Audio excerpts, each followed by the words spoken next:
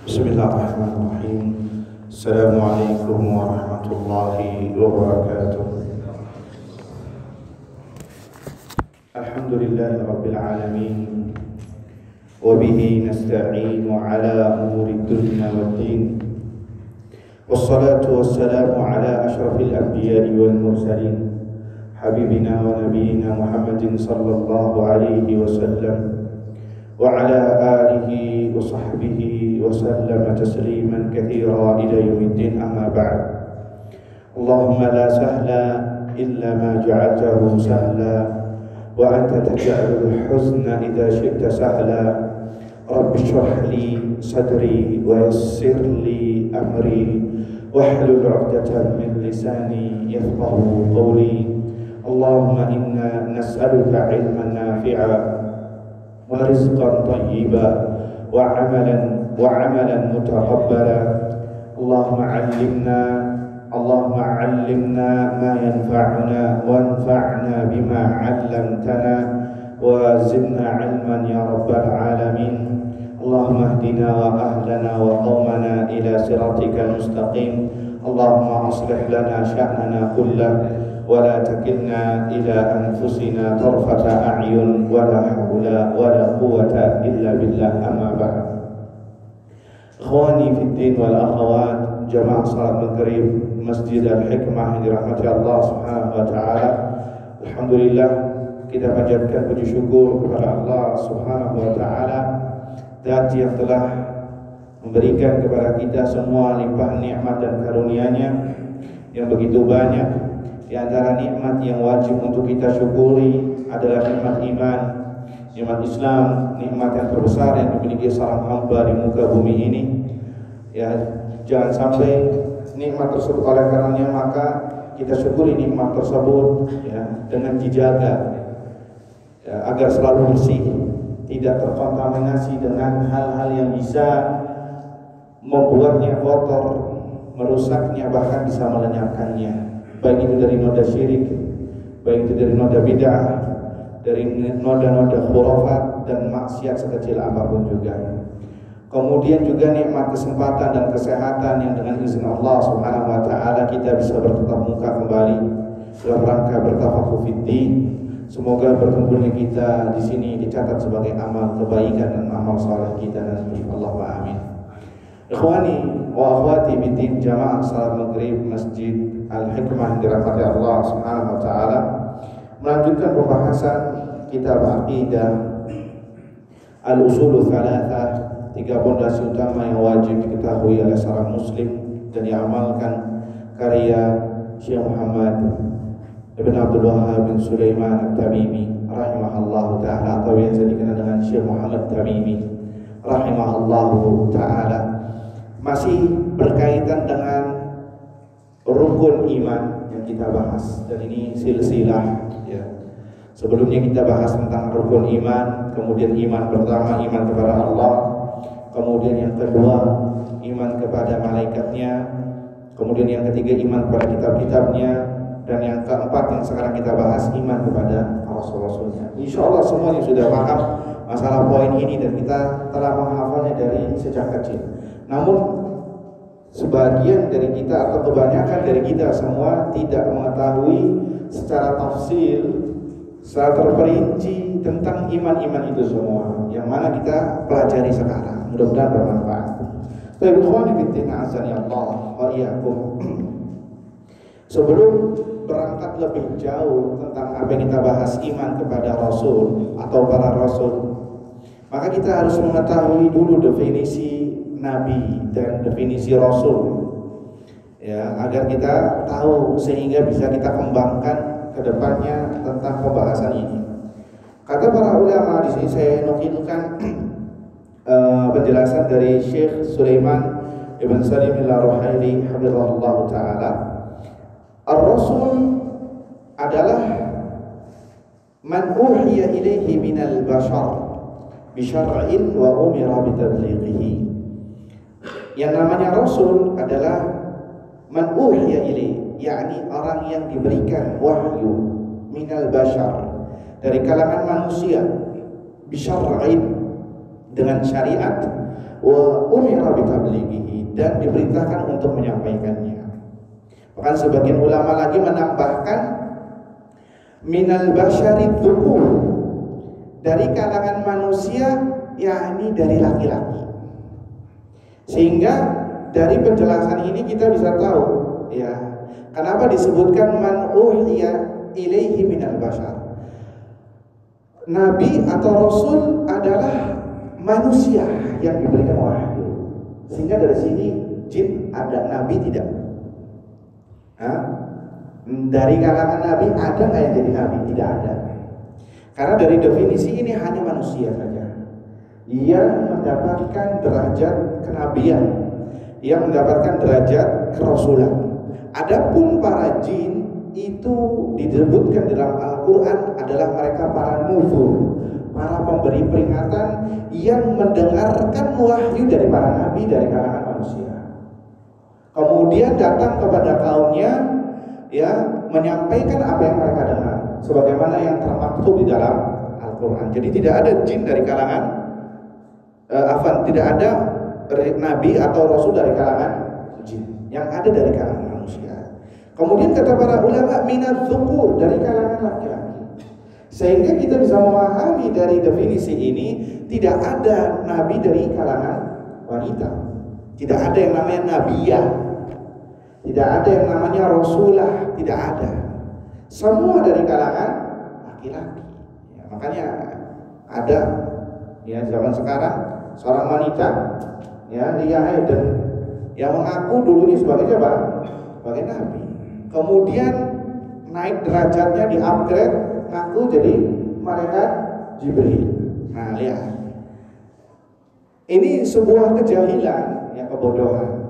Namun yang sangat bodoh lagi, yang sangat jahil lagi, orang percayanya, ya. Padahal kita tahu minat dzukur, dari kalangan laki-laki, tidak ada dari kalangan wanita. Dan kemudian Nabi sudah ditutup kenabian dan kerasulan setelah Nabi Muhammad SAW, sehingga tidak ada yang mengaku sebagai nabi lagi setelah kenabian Nabi Muhammad SAW. Apapun pangkatnya, apapun derajatnya, nanti kita akan bahas, ya, apapun kesolehannya, tidak ada nabi setelah Nabi Muhammad SAW. Wa umira bitablighihi, dan nabi dan rasul diperintahkan untuk menyampaikan apa yang diterima dari wahyu. Nah, ini pendapat yang paling benar, bahwasanya nabi dan rasul diperintahkan untuk menyampaikan. Karena banyak, kalau kita rentetkan definisi para ulama, banyak yang membedakan antara nabi dan para rasul. Mungkin ada yang bertanya, Ustaz, apa bedanya nabi dan rasul? Disebutkan oleh para ulama bahwasannya nabi itu diutus kepada kaum mukminin, yakni diutus mendapatkan wahyu dan menyampaikannya kepada kaum mukminin. Adapun rasul adalah mereka yang mendapatkan wahyu, ya, dan diutus kepada orang-orang yang menentang, kepada orang-orang kafir, sehingga ujiannya lebih besar. Menurut versi lain, ya, kata para ulama, kalau nabi itu tidak ada syariat baru, tidak ada syariat baru, melainkan syariatnya itu nabi sebelumnya, sehingga dia apa namanya, kalau bahasa kita upgrade, ya, melanjutkan saja estafetnya. Sedangkan rasul mereka yang mendapatkan syariat baru, ya, syariat baru. Dan syariat para nabi itu berbeda, syariat para rasul itu berbeda, ya, dengan syariat Nabi Muhammad SAW. Ada yang berbeda, dan tidak sebagian ada yang diakuisasi, artinya dijadikan sebagai syariat Nabi Muhammad, sebagian lagi tidak dianggap. Sebagai contoh, syariatnya Nabi Musa, kalau ada orang yang berbuat dosa, maka taubatnya membunuh dirinya sendiri.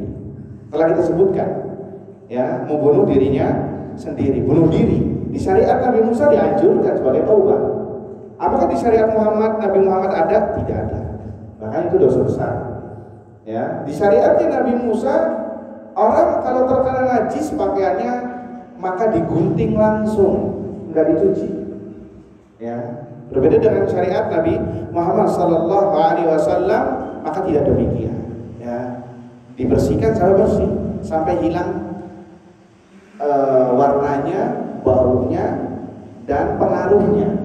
Ya, itu syariat Nabi Muhammad Sallallahu Alaihi Wasallam. Itu sebagai penjelasan dari ulama perbedaan antara Nabi dan para Rasul. Singkatnya, Nabi itu diutus kepada kaum mukminin dan tidak mendapatkan syariat baru, alias melanjutkan estafet. Sedangkan Rasul itu kebanyakan mendapatkan syariat baru dan diutus kepada amatun nas, entah itu mukmin atau kafir. Dan bisa jadi Nabi itu bisa jadi Nabi kemudian mendapatkan derajat kerasulan. Allahumma shalli ala Nabi. Dan tidak semua Nabi itu Rasul. Ya, semua Rasul itu pasti Nabi, tetapi tidak semua Nabi itu adalah Rasul. Perlu diperhatikan dalam permasalahan seperti ini.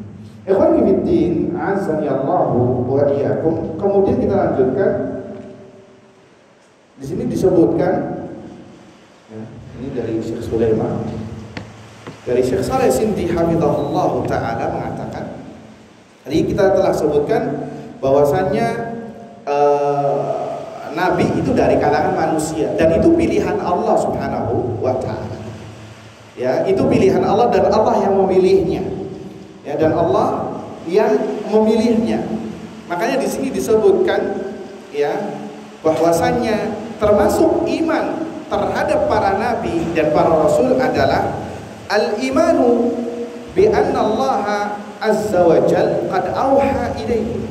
Mengimani bahwasannya Allah Subhanahu wa taala telah mewahyukan kepada mereka.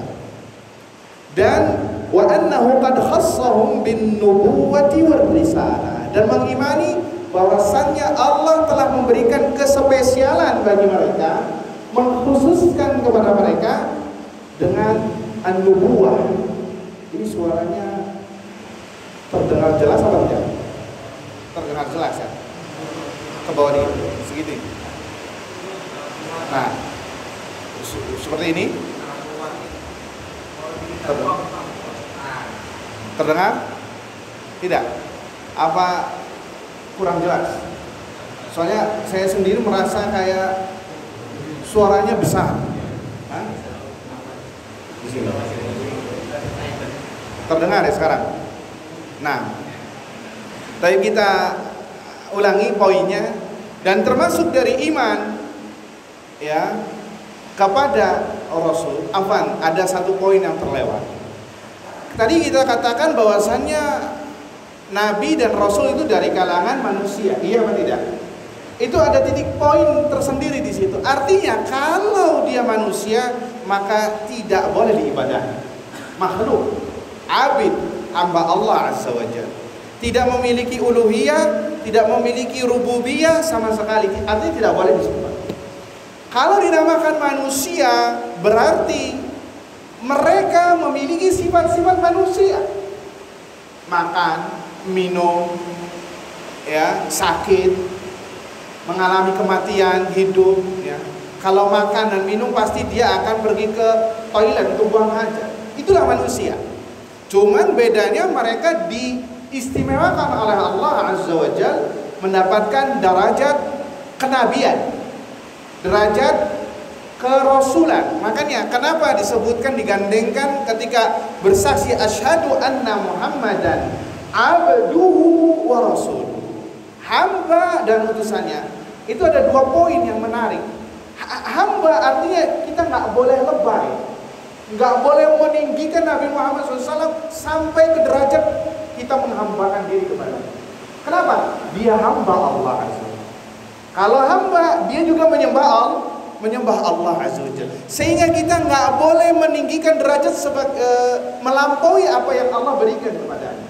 Karena dia manusia, mengalami sakit, mengalami sehat, mengalami kehidupan, kematian, makan, minum, dan lain sebagainya.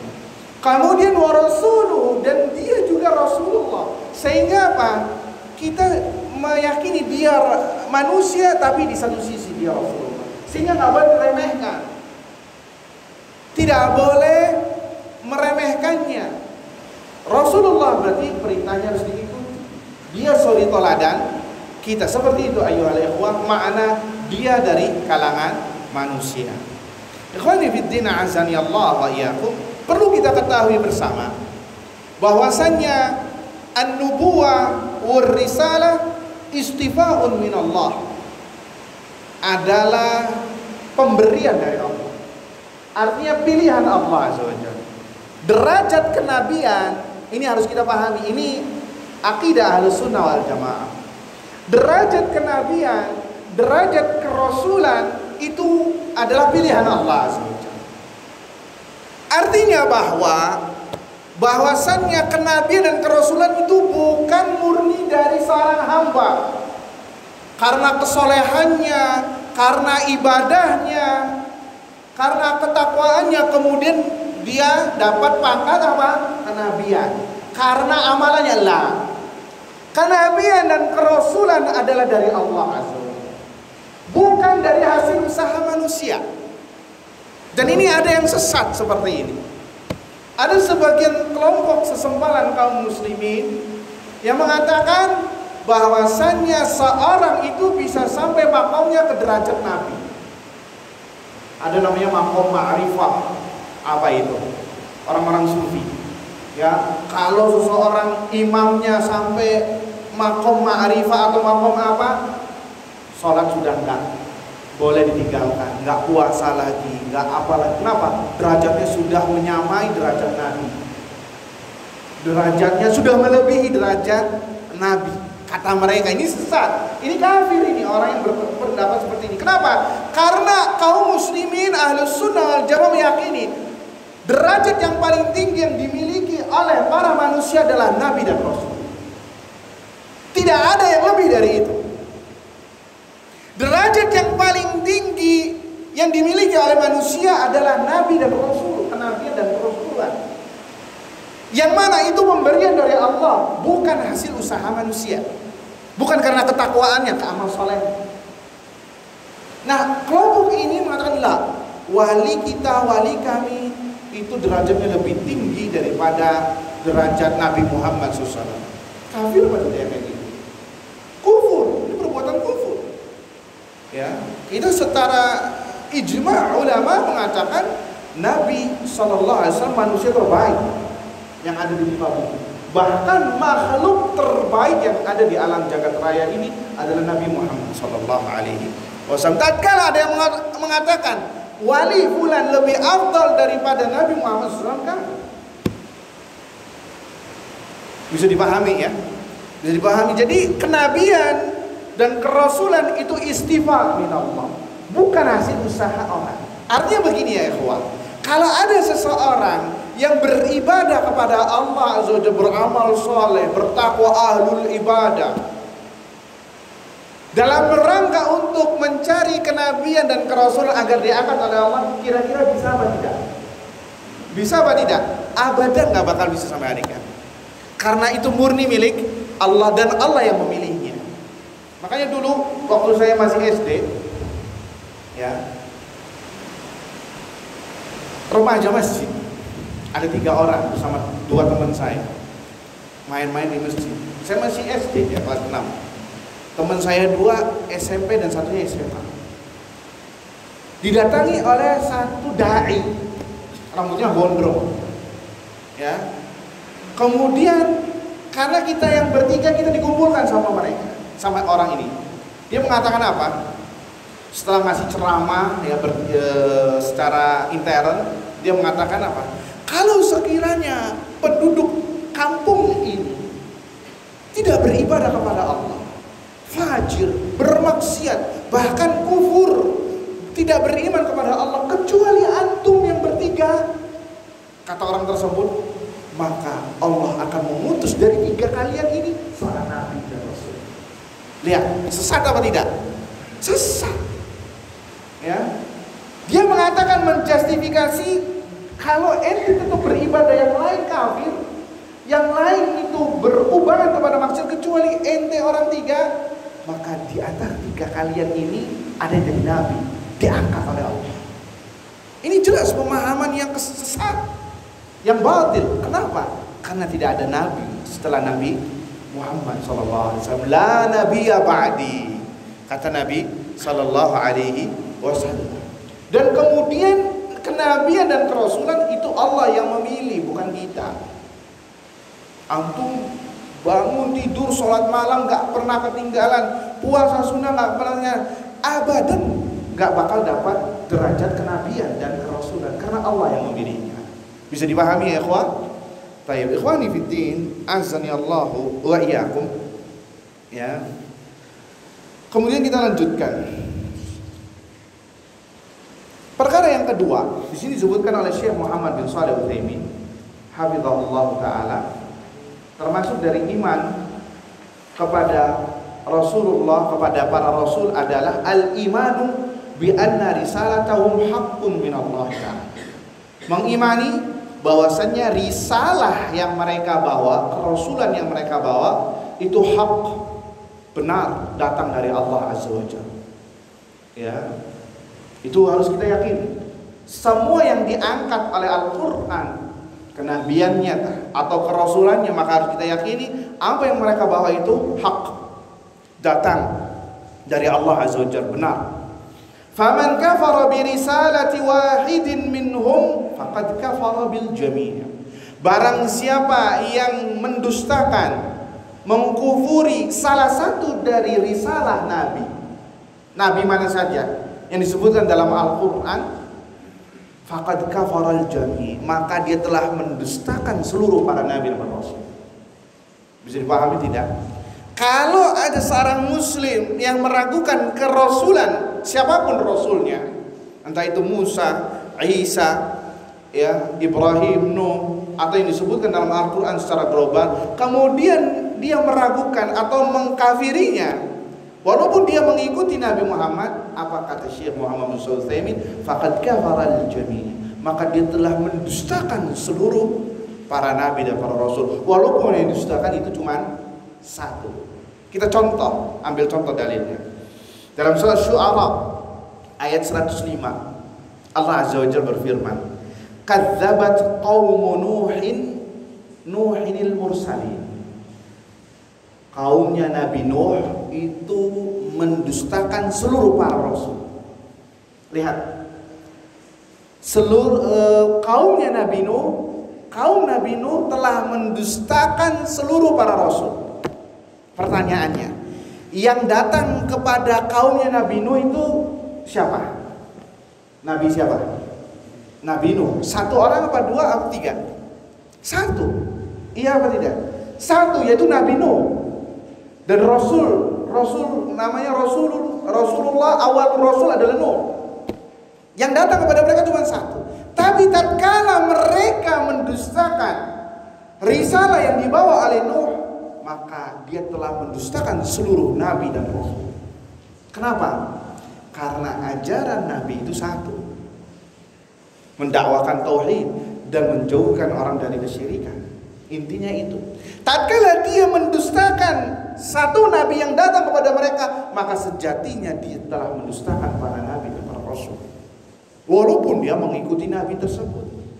Makanya di sini subhanallah ada istimbat, kesimpulan yang luar biasa yang disebutkan oleh Syekh Muhammad bin Shalih Al-Utsaimin. Kata beliau, ya, walihada fan-nasara alladzina kadzabu Muhammadan sallallahu alaihi wasallam wa lam yattabi'uhu hum mukadzibuna lil Masih ibn Maryam ghairu muttabi'ina lahu aidan.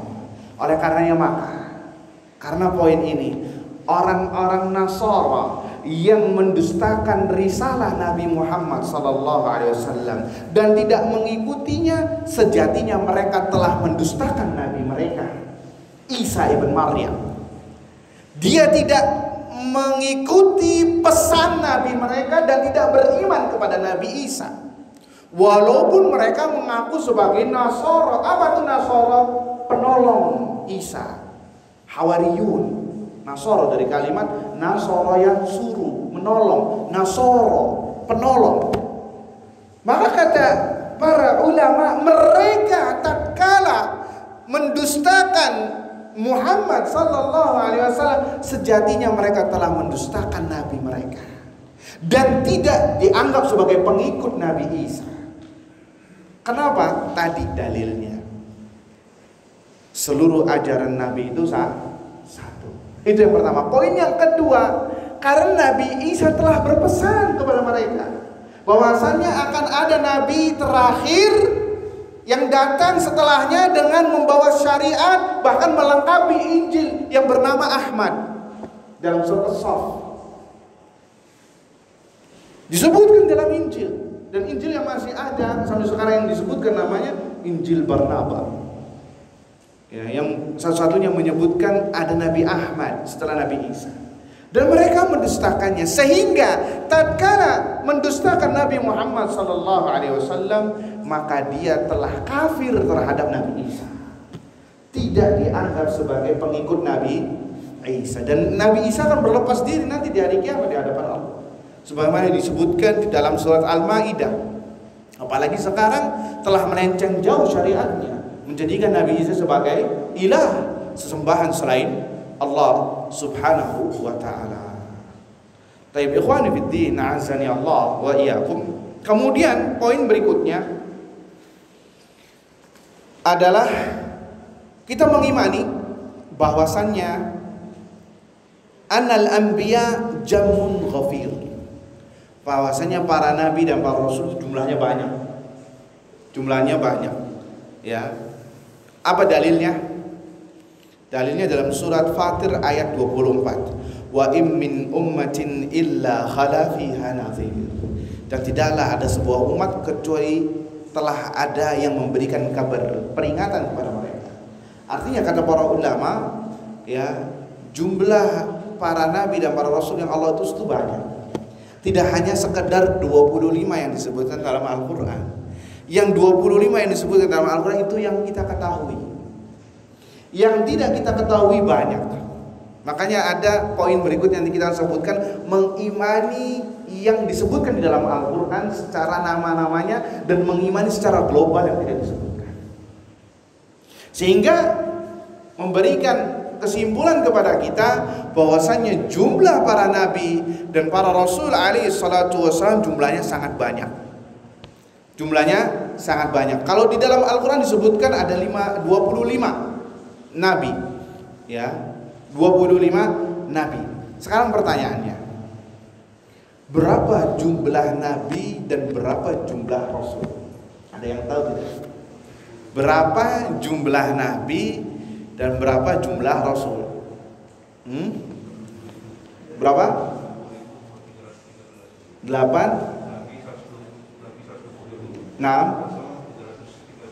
Masya Allah, mumtaz, barakallahu fiik. Nah, disebutkan di sini, masya Allah. Jumlah para nabi, ya, disebutkan di sini hadis dari Abu Dzar an Ibnu Hibban, dari Ibnu Hibban, bahwasanya jumlah para nabi itu berkisar 1124. Ya, riwayat berbeda. 1124 nabi yang pernah Allah utus. Banyak apa tidak ya, ikhwan? Ini banyak, 1000, bayangkan 1124.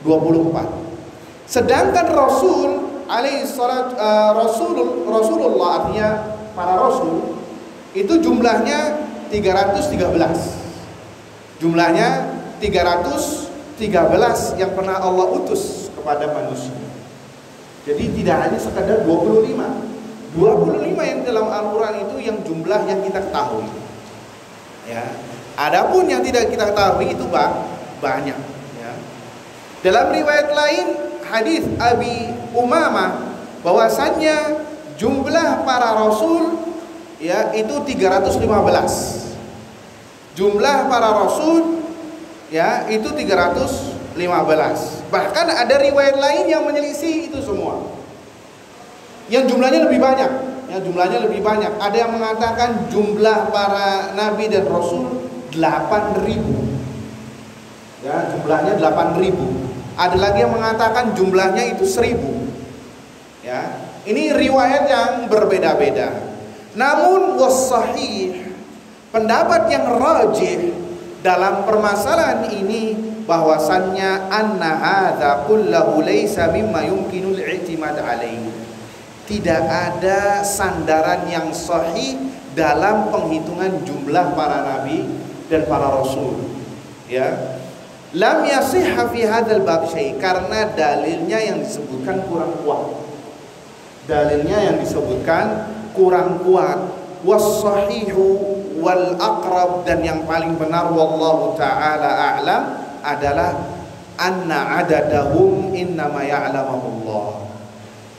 Adad jumlah yang pastinya yang paling tahu itu Allah Subhanahu wa taala. Jumlah pastinya. Ya, jumlah pastinya hanya Allah Subhanahu wa taala yang tahu seluruh nabi dan seluruh rasul. Tapi kita telah mengatakan bahwasanya mereka itu jumlahnya banyak. Ya, jumlahnya banyak, tidak disebutkan di dalam Al-Quran secara keseluruhan, ya. Wallahu a'lam. Ikhwani fiddin, azani Allahu wa iyyakum.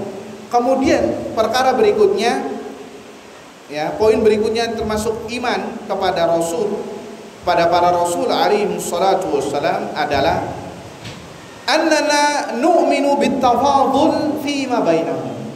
Mengimani bahwasanya para nabi dan para rasul itu bertafadul, memiliki derajat yang berbeda-beda, ya, keafdolannya di sisi Allah itu berbeda-beda. Ya, artinya tafadul, tidak sama. Semua para nabi dan para rasul memiliki derajat yang Allah sendiri yang paling tahu. Artinya mereka ini tafadul, afdol antara satu dengan yang lain, ya. Wal mursalun alaihi salatu wassalam bainahum tafadul, dan para rasul juga memiliki tafadul, variasi derajatnya di sisi Allah azza wa jalla. Apa dalilnya? Dalam surat Al-Baqarah ayat 253. Tilkar rusulu faddalna ba'dahum ala ba'din.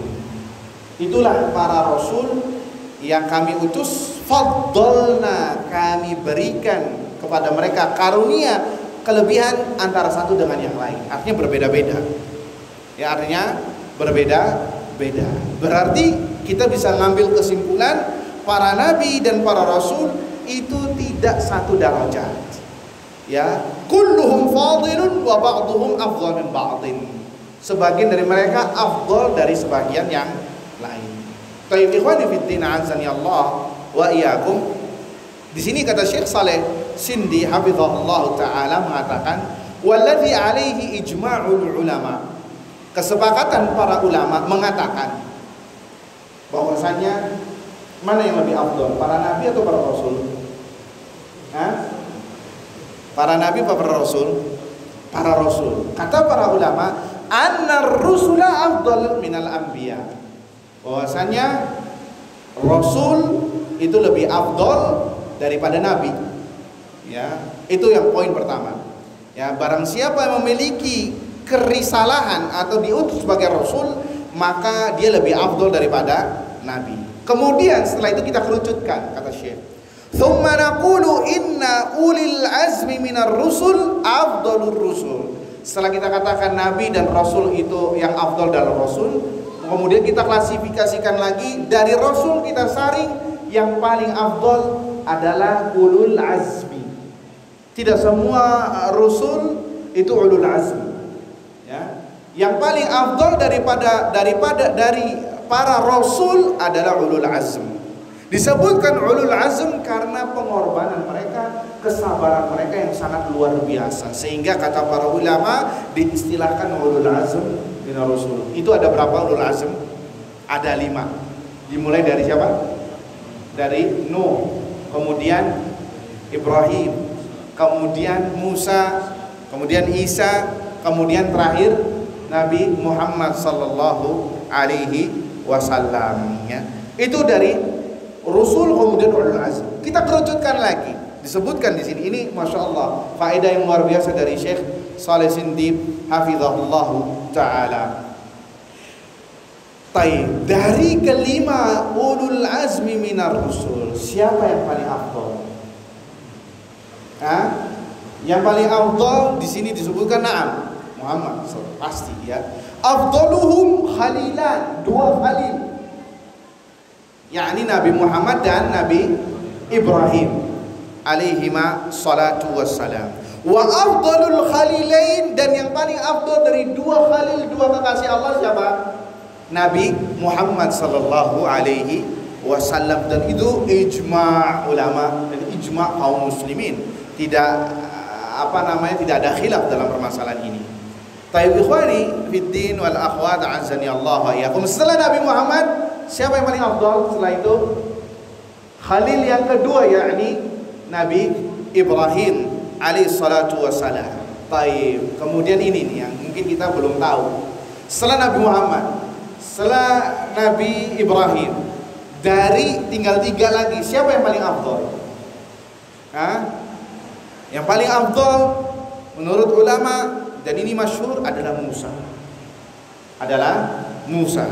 Thumma ba'da dzalika khilaf. Baru setelah ini ada perselisihan pendapat dari ulama, mana yang lebih afdal, antara Isa atau Nuh alaihi wasallam. Ini ada khilaf di antara ulama. Wallahu taala a'lam. Sebagian ada yang mengatakan Nuh yang afdal, sebagian lagi ada yang mengatakan Isa alaihi salatu wassalam. Taib, ada pertanyaan. Tadi kita sebutkan bahwasannya tidak ada nabi setelah diutusnya Nabi Muhammad SAW. Iya apa tidak? Bukankah masih ada nabi yang masih hidup sampai sekarang? Siapakah itu? Nabi Isa. Dan Nabi Isa akan turun di akhir zaman. Pertanyaannya, ketika Nabi Isa turun di akhir zaman, apakah dia menyandang sebagai nabi?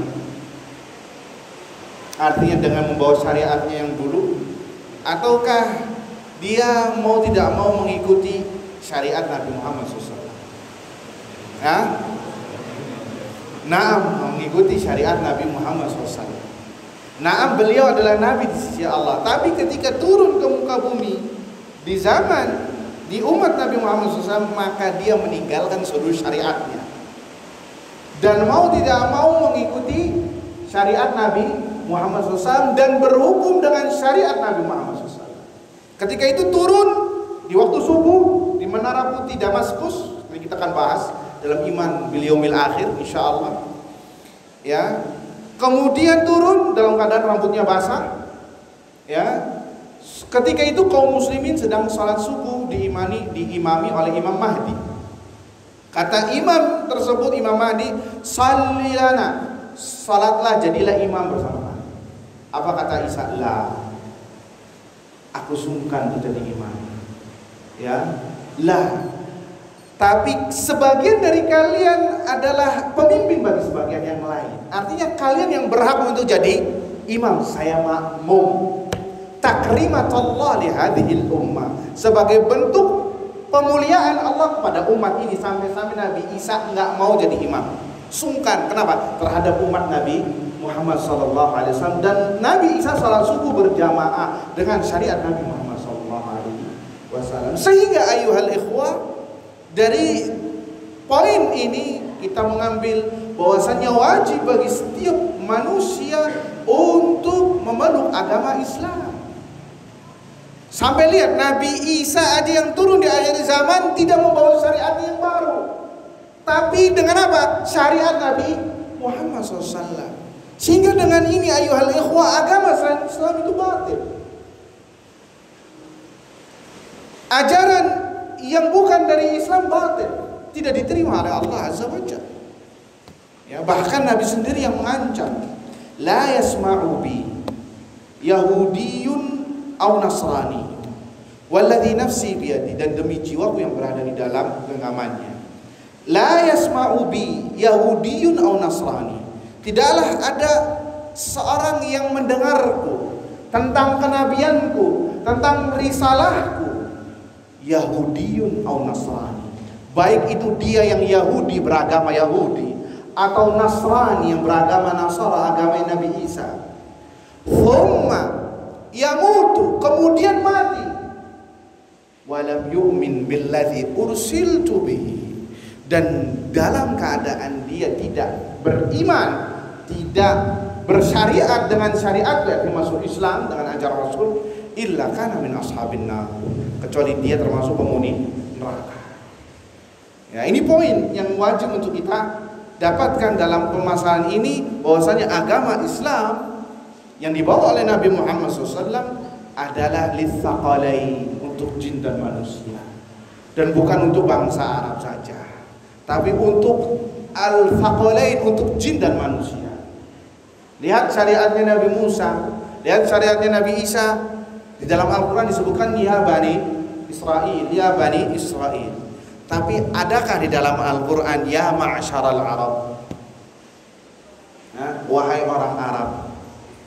Ya ma'asyara Quraisy, enggak ada. Ya, yang ada Pak, ya ayyuhan nas, wahai sekalian manusia. Ya ayyuhalladzina amanu.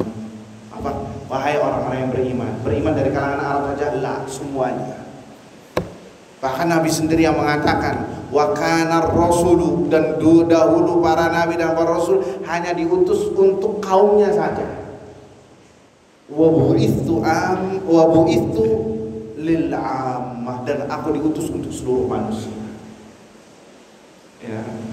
Jadi batil lah orang yang mengatakan Islam itu hanya untuk orang Arab, hijab itu dari adatnya orang Arab, dan lain sebagainya yang dihembuskan oleh musuh-musuh Islam. Khawani fiddin azani Allah wa iyyakum. Kemudian poin yang terakhir, dan ini sudah masuk Isya. Belum ya? Sudah masuk? Baik, kita adzan sebentar, kemudian kita lanjutkan satu poin terakhir insyaallah. Lanjutkan. Ada 2 poin terakhir yang harus kita sampaikan di sini berkenaan tentang iman kepada para nabi dan para rasul. Di antaranya adalah poin berikutnya, tasdiqu ma sahha anhum min akhbarihim, membenarkan kabar-kabar yang valid tentang mereka, yang disebutkan tentang mereka, baik itu dalam Al-Quran ataupun dalam sunnah Nabi SAW.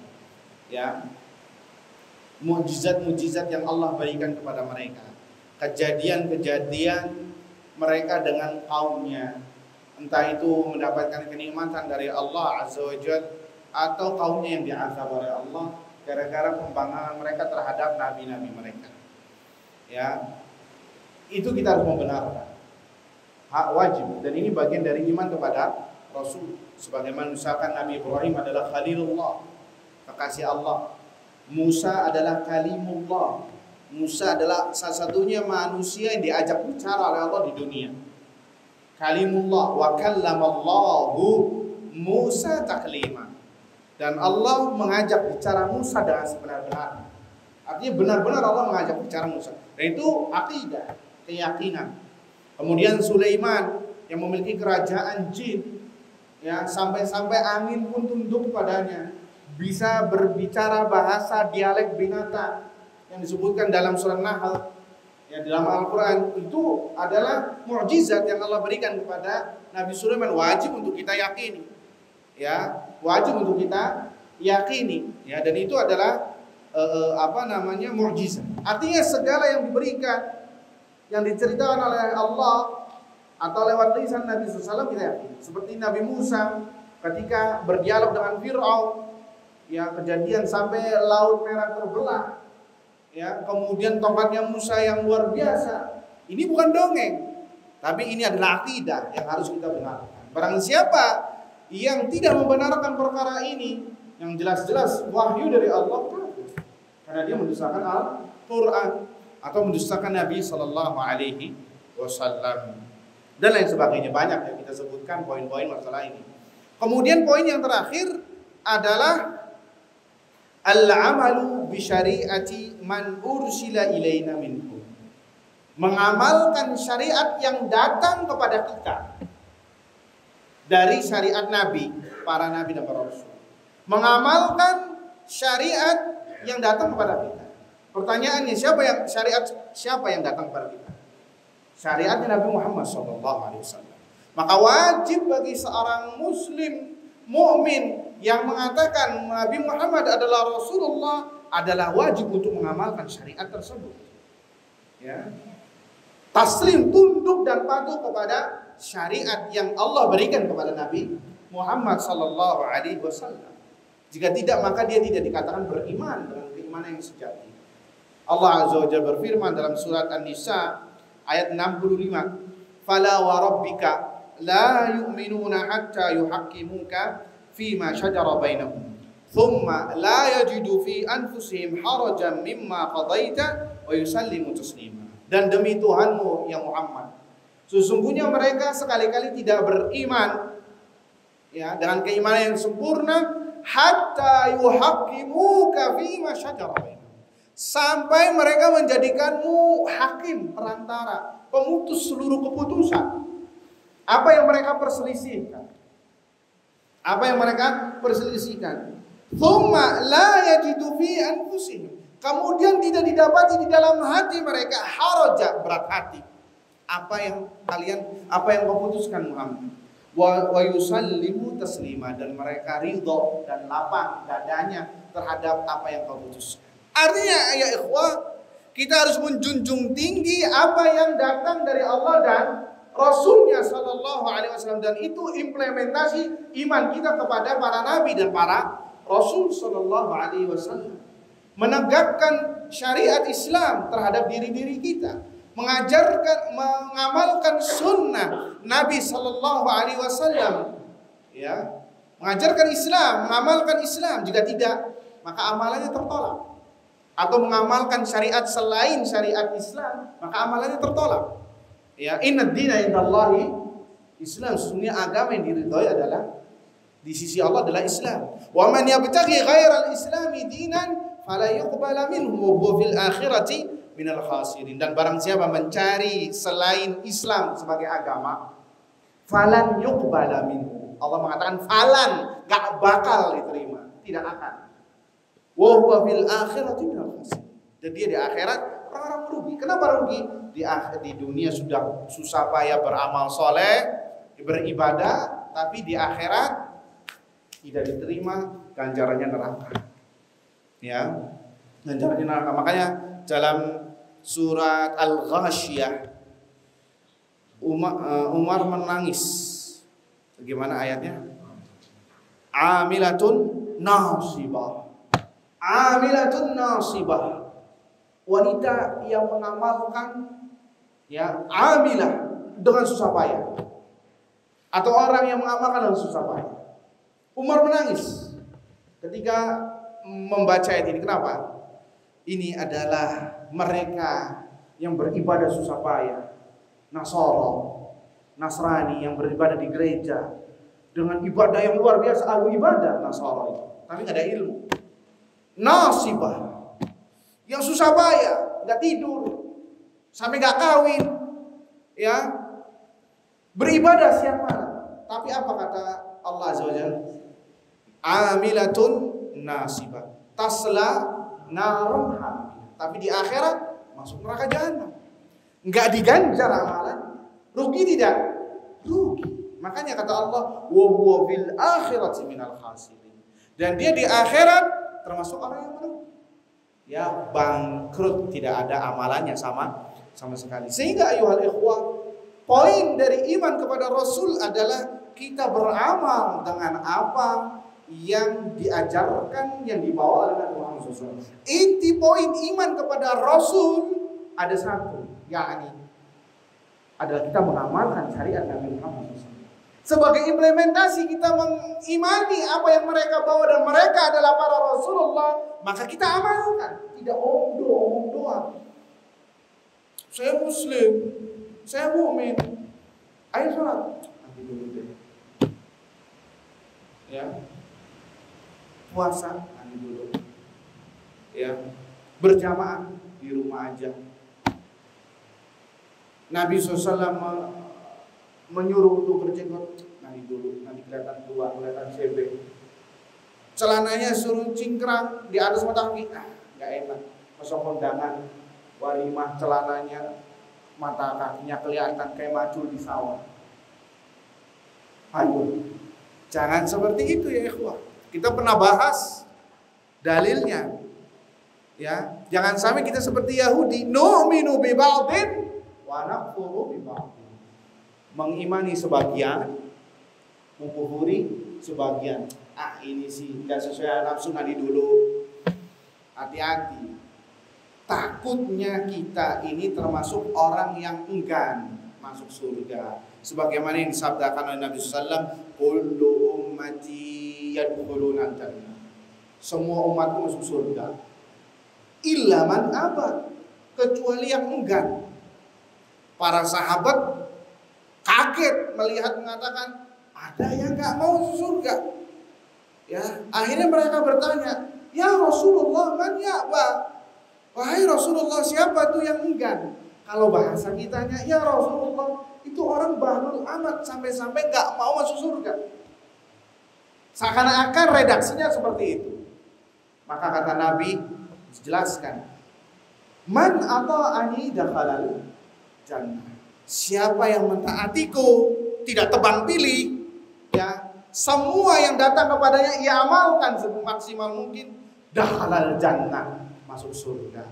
Wa man asani, dan barang siapa yang bermaksiat kepadaku, membangkang perintahku, bahkan tebang pilih, ini enggak, ini ambil, ini comot, ini ambil, ini comot, hati-hati, faqad aba, maka dia telah berbuat enggan.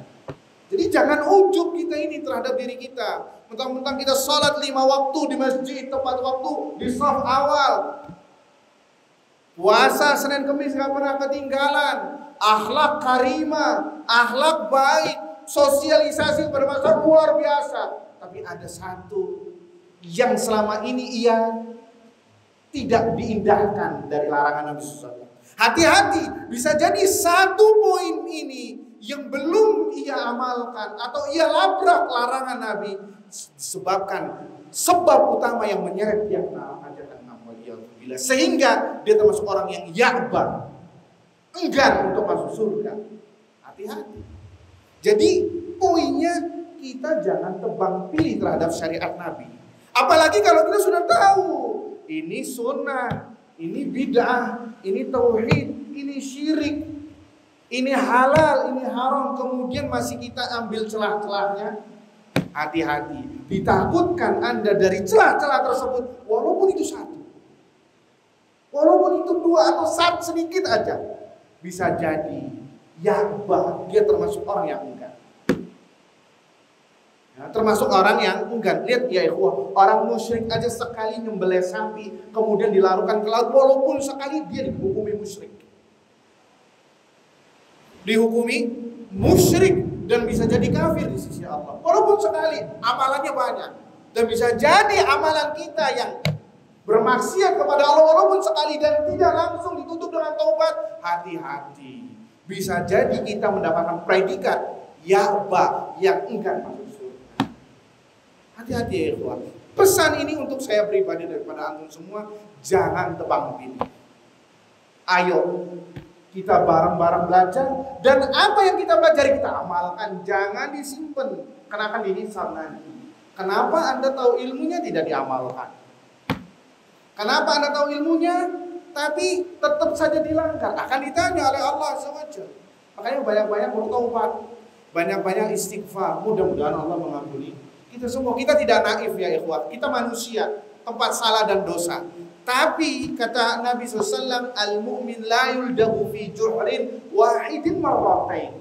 Seorang mukmin itu tidak tergigit ular di lubang yang sama. Artinya jatuh kesalahan itu terus. Pada tahu ilmunya, pengajian selama ini kemana saja. Sudah tahu ilmunya tapi tidak diamalkan. Gak enakan sama manusia. Ah, nanti dulu pemandangan gak asik. Gara-gara gak enak, larangan Nabi dilabrak. Lihat itu Abu Talib, ya, sebagai cerminan bagi kita. Gara-gara nggak enak sama Abu Jahal, akhirnya masuk apa? Penghuni neraka Jahannam, khalidina fiha abada. Gara-gara nggak enak. Padahal Abu Talib tahu agama yang dibawa ponakannya adalah agama yang paling benar. Tahu Abu Talib, dan disebutkan dalam bait syairnya. Tapi nggak mau mengucapkan apa? La ilaha illallah. Kenapa? Nggak enak sama syaitan sebelahnya Abu Jahal. Akhirnya masuk dalam api neraka khalidina fiha abada. Jadi ini nasihat untuk saya pribadi kepada hadirin sekalian. Ayo mari belajar bersama-sama agama Islam dan kita amalkan, jangan tebang pilih. Apa yang antum tahu dan itu hukum yang sudah tahu ini sunnah, jangan sampai tidak. Ditakutkan dalam masuk dalam hadis Nabi SAW tadi mawamannya apa? Enggan.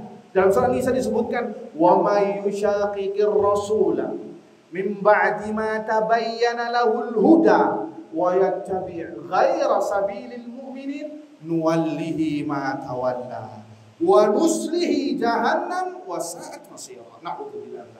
Barang siapa yang bermaksiat kepada Rasul, membangkang terhadap Rasul, min ba'di ma tabayyana lahul huda, setelah dia mengetahui ini adalah huda, petunjuk, ini adalah sunnah, ini ajaran sunnah, ini beda, ini syirik, ini halal, ini haram, tapi tidak diindahkan. Lihat, min ba'di ma tabayyana lahul huda. Rinciannya Allah jelas sekali ya. Setelah dia tahu ini adalah yang paling benar. Wa yattabi' ghaira sabilil mu'minin, dan dia tetap bersikukuh mengambil jalannya orang-orang selain mukmin. Dalam hal ini jalannya para sahabat. Enggak mau mati dulu. Apa kata Allah? Nuwallihi ma tawalla. Kami biarkan dia dengan kesesatannya. Diulur sama Allah terus. Mungkin Allah nggak azab dia di dunia langsung, tapi sama Allah diulur terus. Tapi ingat, wa nuslihi jahannam wa sa'at masira. Di neraka, di akhirat kami ceburkan dia langsung ke neraka. Wa sa'at masira. Dan neraka adalah seburuk-buruk tempat kembali. Na'udzubillah min dzalik. Jadi ayolah ikhwan, saya ulangi lagi, ini nasihat untuk saya pribadi. Kita sudah tahu sunnah, maka kewajiban kita selanjutnya adalah ijtihad kita, jihad kita yang besar setelah mengetahui sunnah adalah kita amalkan. Jika tidak, nanti siap-siap dimintai pertanggungjawabannya di hadapan Allah Subhanahu wa taala. Wallahu taala a'lam bissawab. Semoga apa yang disampaikan bermanfaat. Subhanakallahumma wa bihamdika asyhadu an la ilaha illa anta astaghfiruka wa atubu ilaik. Assalamualaikum warahmatullahi wabarakatuh.